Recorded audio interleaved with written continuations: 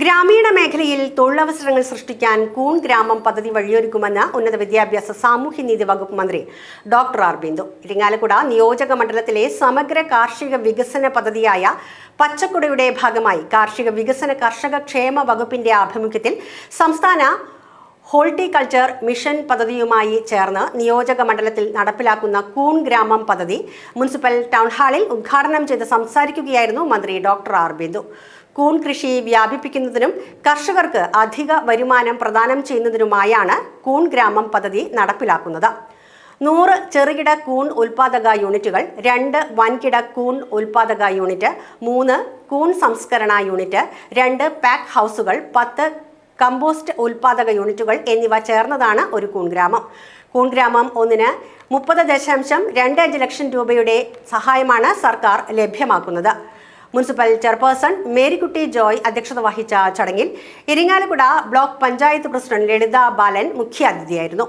തൃശൂർ കൃഷി deputy director PK Muhammad Haris പദ്ധതി വിശദീകരിച്ചു. ശാസ്ത്രീയ കൂൺ കൃഷി പരിപാലനം എന്ന വിഷയത്തിൽ വെള്ളാനിക്കര കാർഷിക കോളേജിലെ അസിസ്റ്റന്റ് പ്രൊഫസർ ഡോക്ടർ VM ഹിമ ക്ലാസ് എടുത്തു.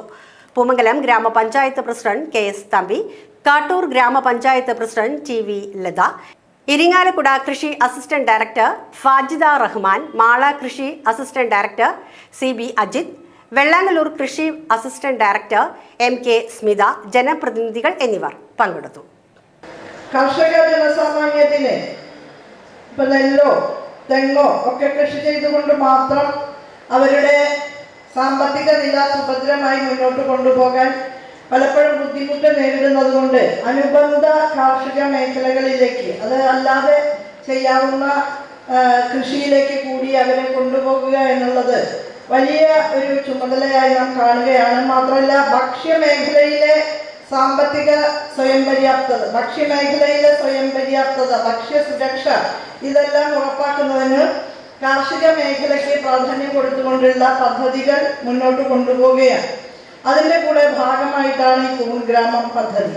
മാത്രമല്ല ഏറ്റവും പോഷകപ്രദവും സ്വാദിഷ്ടവുമായിട്ടുള്ള വിഭവമാണ് കൂണ്. കൂണിൻ്റെ വിഭവങ്ങൾ നമ്മളൊക്കെ കഴിച്ചിട്ടുണ്ടാവും അല്ലേ? ബഹുമാന്യയായ അധ്യക്ഷ ഇവിടെ സൂചിപ്പിച്ചു. വളരെ സ്വാദിഷ്ടമാണ്, വളരെ പോഷകപ്രദമാണ്. അതാണ് കൂണിൻ്റെ പ്രത്യേകത. ഭക്ഷ്യയോഗ്യമായ 25 ഇനം കൂണുകളുണ്ട് എന്നാണ് പറയുന്നത്. അതിൽ കേരളത്തിൻ്റെ കാലാവസ്ഥയ്ക്ക് ഇണങ്ങിയ കൂണുകളെയാണ് നമ്മൾ തിരഞ്ഞെടുക്കുന്നത്.